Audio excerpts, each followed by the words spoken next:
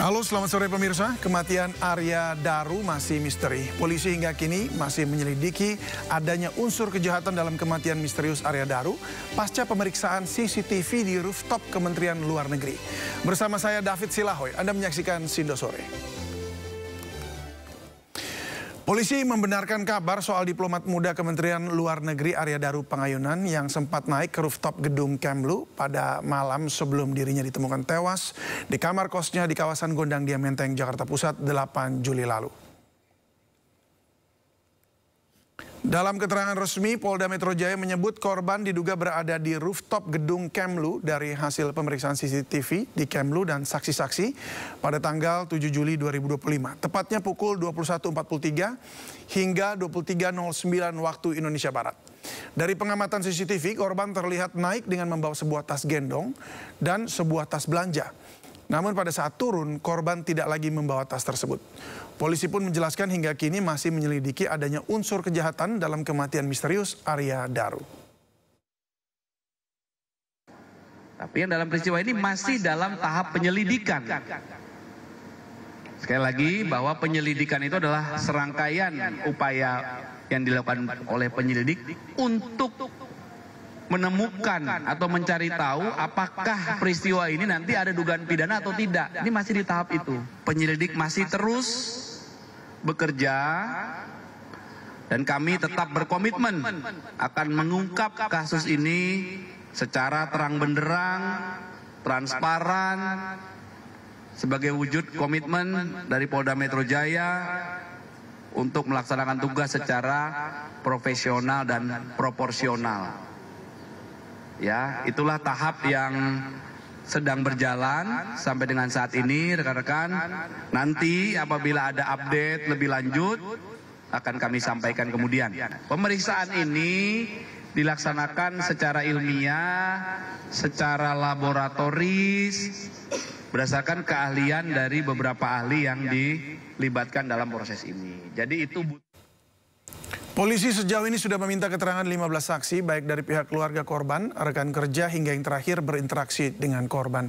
Polisi juga bekerja sama dengan para ahli, termasuk tim digital forensik di Resiber Polda Metro Jaya, yang telah memeriksa 20 titik CCTV. Rekaman CCTV ini diperoleh dari lingkungan kos korban, sejumlah tempat yang dikunjungi korban seminggu terakhir, termasuk tempat kerja.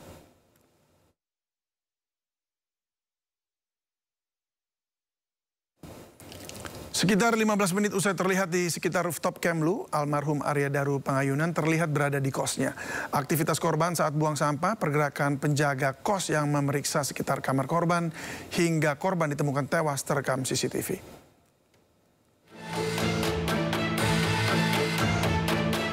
Rekaman CCTV menunjukkan diplomat muda Kementerian Luar Negeri Arya Daru Pangayunan di Jalan Gondang Dia Kecil, Menteng, Jakarta Pusat dengan membawa plastik hitam yang diduga sampah pada pukul 23.24 pada 7 Juli 2025 lalu. Kemudian pada pukul 23.26 Arya kembali ke kamarnya. Tak ada gerak-gerik aneh atau mencurigakan yang ditunjukkan Arya saat berjalan kembali ke kamar. Lalu pada pukul 00.27 Selasa dini hari, penjaga kos tampak berjalan mondar-mandir di depan kamar kos korban. Sambil berkomunikasi melalui telepon genggam, penjaga kos kemudian mengintip kamar korban melalui celah pintu. Diduga penjaga kos tengah berkomunikasi dengan orang terdekat korban yang meminta memeriksa keberadaan korban di dalam kamar. Penjaga kos kembali berjalan mondar-mandir untuk kedua kalinya pada pukul 5.26. Sang penjaga tampak membawa sapu di tangannya.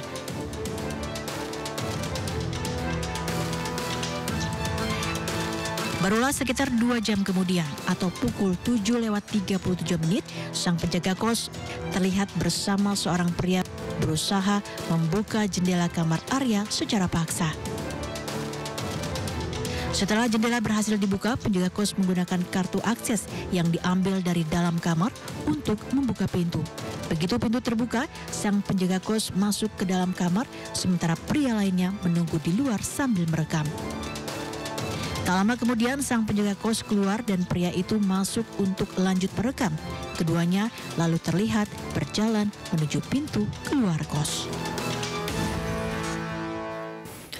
Komnas HAM mendatangi kediaman keluarga diplomat Kemenlu Arya Daru Pangayunan di Bantul, Daerah Istimewa Yogyakarta. Pertemuan berlangsung selama 3 jam secara tertutup.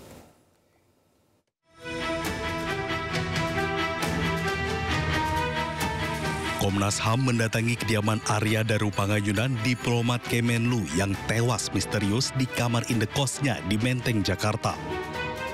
Pertemuan Ketua Komnas HAM dengan keluarga Arya Daru Pangayunan ini berlangsung secara tertutup di rumah keluarga yang berada di Jalan Munggur Banguntapan, Bantul, Yogyakarta. Kedatangan Komnas HAM ke rumah keluarga Arya Daru Pangayunan untuk meminta keterangan dari keluarga terkait meninggalnya Arya Daru Pangayunan di kamar kosnya. Ya, kami meminta keterangan kepada keluarga korban. Itu aja dulu ya. Ya. Apa pertemuan baru atau seperti apa, Bu? Nanti saja, itu aja dulu. Apa aja yang digali, Bu? Belum bisa. Nanti aja disampaikan Bu, nanti ya. Bisa Komnas HAM turun ke sini, emang ada pelanggaran HAM berat, Bu? Nanti kami sampaikan. Pertemuan tersebut berlangsung selama 3 jam dan tidak banyak yang disampaikan oleh pihak keluarga pada awak media. Dari Bantul, Yogyakarta, Trisna Purwoko, iNews melaporkan. Sebelumnya, Komisi Kepolisian Nasional juga memeriksa indekos di kawasan Gondangdia, Menteng, Jakarta, tempat ditemukannya diplomat muda Kemlu Arya Daru Pangayunan tewas dengan kepala terlilit lakban. Perwakilan Kompolnas meneliti kondisi kamar mulai dari plafon, saluran air, kasur hingga posisi kunci yang diperagakan langsung oleh penjaga kos. Dari hasil pemeriksaan, Kompolnas menyatakan posisi kunci di kamar korban menjadi salah satu temuan krusial seiring dengan penyidikan Polda Metro Jaya. Kompolnas juga meminta penjaga kos memperagakan saat-saat membuka kunci kamar kos korban.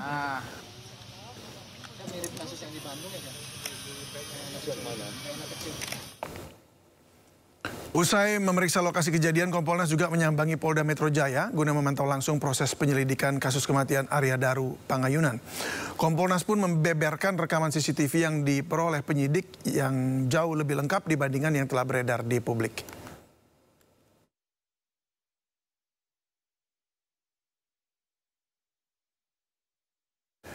Komisioner Kompolnas Hoirul Anam menyebut pihaknya menunggu hasil otopsi mendalam yang dilakukan Polri untuk mengetahui penyebab kematian diplomat muda Kemlu. Beberapa rekan media yang bertanya, makanya kami jawab langsung melalui video ini. Ada 2 hal yang penting. Yang pertama adalah karena hasil otopsi yang mendalam belum selesai, ya makanya proses ini masih belum diumumkan di publik. Kemarin kami juga mendalami ini, terus kami juga bilang ke Polda Metro Jaya agar segera bisa diselesaikan. Agar pentingnya peristiwa ini semakin cepat, semakin terang dan semakin bagus. Tapi itu salah satu yang menunggu proses itu. Yang kedua, ya, bagaimana dengan soal-soal yang lain? Nah, soal-soal yang lain itu pertama begini, struktur peristiwanya, struktur kejadiannya itu sudah ditelusuri sedemikian rupa dengan pendekatan digital, dengan pendekatan saintifik, dan ini oleh kami juga informasi yang dari keluarga, yang dari TKP dan dari beberapa informasi awal itu juga kami dalami kemarin. Nah, dalam konteks ini ada tiga spot atau 3 tempat yang penting. Satu adalah kos-kosan, ya. Bagaimana tanggal 7 sampai 8 almarhum ini mulai beraktivitas sampai kemudian almarhum ditemukan meninggal. Itu spot pertama, ya. Itu detail banget, dijelaskan jam per jam, detik per detik itu ada rekam jejaknya. Terus spot berikutnya adalah pusat perbelanjaan di Jakarta, ya. Pusat perbelanjaan itu aktivitasnya apa, ya, rekam jejak digitalnya juga ada, ya, dengan siapa saja juga ada. Ya, habis itu tempat yang berhubungan dengan tempat bekerja itu juga ada rekam jejak digitalnya dan cukup rapi ditelusurin. Nah, dalam 3 spot ini ya, yang penting satu ini berhubungan dengan aktivitas, yang kedua rekam jejak digitalnya Anda, yang berikutnya yang juga nggak kalah penting adalah berhubungan juga dengan barang gitu. Nah, dari 3 spot yang penting ini, khususnya di tanggal 7 dan 8 itu mencerminkan bagaimana kejadian di kos-kosan itu rangkaian peristiwanya sampai di kos-kosan tergambar sangat rapi ya, dan bukti jejak digitalnya, bukti kesaksiannya ada. Oleh karenanya kasus ini ya sebenarnya tinggal nunggu otopsi, kecuali ada perkembangan yang lain, tinggal nunggu hasil otopsi yang mendalam. Jadi tidak hanya satu spot kos-kosan di mana almarhum diketemukan sudah meninggal, tapi rangkaian dari kos-kosan, dari pasar, dari tempat perbelanjaan, pusat perbelanjaan sampai di tempat yang berhubungan dengan tempat bekerja itu sudah ditelusuri dengan baik. Nah, dalam konteks itu semua ya, karena kami lembaga pengawas, kami menilai bahwa sampai kemarin dengan struktur kayak begitu kita menilai bahwa Polda Metro Jaya masih melaksanakan prosedur tindakan kinerjanya untuk mengungkap kasus ini masih sesuai dengan koridor hukum yang berlaku. Sementara itu pemirsa, kerabat dan rekan almarhum Arya Daru Pangayunan yakin ada pihak lain di balik kematian ADP. Tak ada gelagat aneh, kelainan perilaku dari almarhum. Dan berikut perbincangan Lukman Hanafi dengan rekan satu kamar Arya Daru Pangayunan kala bertugas di KBRI Myanmar. Ya, oke. Bahkan satu kamar, Mas. Satu kamar malah, oke. Ya, dengan almarhum. Tapi selama 1 tahun itu saya tidak pernah melihat kecurigaan atau yang gelagat yang aneh-aneh seperti yang sekarang diberitakan di media bahwa ada tindakan fetis ya, kelainan seksual. Saya tidak melihat selama 1 tahun bersama almarhum. Malahan yang ada almarhum itu justru banyak membantu saya bekerja di KBRI Myanmar, karena almarhum itu kan duluan ya, juga sebagai lokal staff. Dia mulai tugas 2011, saya baru 2012. Jadi justru dia banyak membantu saya dalam hal pekerjaan, terus menceritakan pengalaman-pengalaman kerja di KBRI itu seperti apa. Bukan hanya saya pribadi ya, Mas. Teman-teman yang lain berpikiran yang sama. Ini pasti ada tindakan pembunuhan yang sangat berencana, rapi ya, terorganisir lah istilahnya gitu, pembunuhan. Sedangkan kalau ada yang dibilang bunuh diri, itu saya tidak yakin bunuh diri itu. Kemudian ada lagi sekarang ada opini baru, tindakan fetis, itu saya juga tidak yakin. Kita lebih kepada ini seperti pembunuhan yang berencana ya, yang sudah di-setting sedemikian rupa. Sehingga sampai hingga saat ini belum ketemu nih. Kita masih menanti jawabannya bagaimana.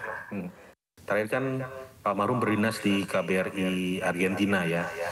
Setelah selesai dari KBRI Argentina, selesai tugas di sana, kembali ke Indonesia, sempat kontak saya melalui video call.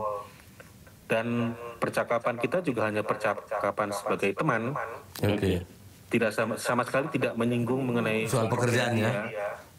Selama dia menjadi diplomat di baik di mana waktu itu, seperti Dili atau di Buenos Aires, tidak pernah cerita. Dia hanya menceritakan pertemanan saja. Malah dia bilang, ayo kapan kita kumpul lagi yuk, ex Yangon nih. Banyak yang mau reunian gitu. Nah, hanya Mas, sebatas pertemanan. Mas Arman, ini kan tadi Mas Arman sempat menyampaikan nggak hanya Mas Arman, tapi juga teman-teman semua ex Yangon dan sebagainya. Semua curiga ini jangan-jangan ada malah dibunuh, ini kemudian direncanakan dengan rapi, bla bla bla gitu. Apa kira-kira yang dari diskusi teman-teman ini kira-kira sampai ada katakan itu benar dibunuh berencana, kira-kira apa yang membuat si pelaku itu tega ya? Ada nggak Mas? Ya, sempat didiskusi teman-teman gitu? Ya, kita pun dengan sesama teman yang kenal dengan Daru, baik yang masih di Myanmar maupun yang sudah tidak di Myanmar, kita pun juga kebingungan, sangat bingung. Kenapa kok sampai Mas Arya Daru ini meninggal seperti itu? Tidak wajar dengan cara dibunuh seperti itu. Kita sangat sedih sih Mas melihat kok teman baik kita diperlakukan seperti itu. Ya maksudnya kan saya tahu almarhum itu kan orang yang bagi saya pribadi tuh orangnya yang sangat humble, orangnya baik, senang membantu baik dalam keadaan susah maupun senang dia siap membantu. Terus juga dia tipikal family man Mas, cinta sama keluarga. Family man. Waktu dia berdinas di KBRI Myanmar, itu kan istrinya tidak ikut. Jadi long distance relationship. Tapi dia tetap menanyakan kabar, kemudian beberapa kali cuti ke Indonesia untuk menemui istrinya, keluarganya. Jadi kita teman-teman di Myanmar tidak ada kecurigaan apa-apa terhadap almarhum dan kita sangat kaget sekali. Kenapa sampai ada orang setega itu melakukan pembunuhan seperti itu ya kepada Mas Arya Daru. Sedangkan Mas Arya Daru orangnya juga tidak pernah terlibat konflik apa-apa selama di Myanmar. Teman-temannya banyak di Myanmar. Jadi kita kebingungan Mas, ini apa yang terjadi gitu. Itu Mas Lukman. Mas, kalau secara ini pekerjaan gitu, kayak sampean sendiri sekarang juga masih kebetulan bertugas, Mas Daru juga sebetulnya masih aktif gitu. Ada resiko nggak sih secara profesi gitu dengan yang ditanganin? Saya nggak ngomong bahwa ada masalah atau tidak sampean, tapi sampean merasa yang dikerjakan oleh para diplomat seperti Anda, terus Mas Daru dengan mungkin nyari data, informasi atau apapun itu ada resikonya nggak sih? Resiko yang ya mungkin bisa terjadi seperti ini? Kalau menurut saya pribadi, kalau kita baik lokal staff maupun juga diplomat yang bekerja khususnya di negara-negara rawan, itu pasti ada resiko Mas dalam menjalani tugasnya. Karena kan kondisi negara yang kita tempati itu kan sangat rawan. Jadi memang keamanan itu sangat diperlukan sekali ya. Seperti juga di Myanmar kan, Myanmar juga termasuk negara yang saat ini rawan.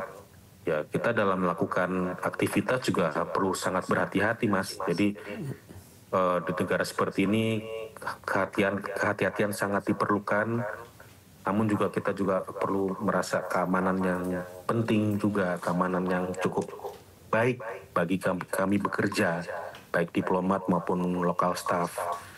Kalau dari segi pekerjaan, ya itu kembali lagi karena Mas Daru itu tidak pernah menceritakan mengenai pekerjaan dia selama menjadi diplomat. Jadi saya kurang tahu apakah ini bersinggungan dengan pekerjaannya. Jadi saya tidak bisa berspekulasi.